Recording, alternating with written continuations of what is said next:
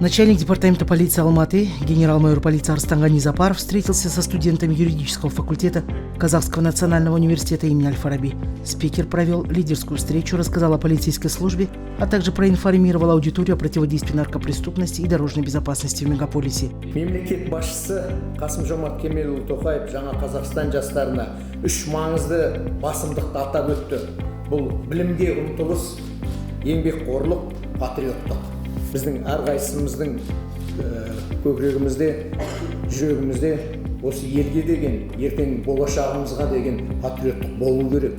Біз осы елімізді сүйсек, жерімізді сүйсек, ертеңгі болашағымызды ойласақ, әрқайсымыз бекер қалмай, қапы қалмай, кішкентайда болсын үлесімізді қосуымыз керек. Сенде бір кірпіш дүниеге кетігін таптап бар қалам демекші. Сіздердің болашақта кәсіптеріңіз таңдау ең бір болашақтарыңыз үшін, өмірлеріңіз үшін жауапты қадам деп ойлаймын.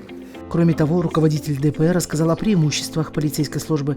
Он отметил, что основными задачами органов внутренних дел являются профилактика, раскрытие и расследование преступлений, борьба с организованной преступностью, противодействие наркопреступности, экстремизму, а также обеспечение дорожной безопасности и миграционного контроля. Полицейская деятельность напрямую связана с соблюдением законности и правопорядка, защитой прав и свобод наших граждан. Таким образом, служба полиции также является огромным вкладом в развитие нашей страны, обеспечивая безопасность. По мнению спикера, общественный порядок и безопасность граждан зависят не только от профессиональной работы полиции, но и активной позиции всего населения. В этой связи Арстан Ганизапаров призвал своих будущих коллег-юристов вносить свою лепту в профилактике правонарушений среди своего близкого окружения.